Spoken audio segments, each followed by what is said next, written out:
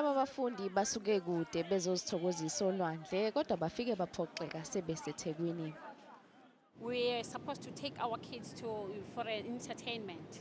So unfortunately, only to find that the beaches are just so dirty like this. We're supposed to go later than this, and the children wanted to enjoy themselves, and we are all disappointed.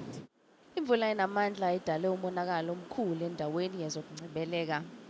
Lemvula iphoqe izikhulu ezibhekele ukuphepha koshaka ukuba zinqume ukususa amanethi avimbela oshaka ukuthi basondele eduze nalapho kubhukudwa khona abantu olwandle. We've pulled out all our nets, and it then stands to reason that it's no longer safe for the public to use those beaches at the moment. Ukhadebe unxusa ababhukudwa ukuthi ke bame ukuya emabhishi okwamanje. Whoever wants to swim, they swim at their own risk. And sharks can't be held liable or accountable for their actions. Kodwa umasipala weTheku uthi lokhu kungokwesikhashana.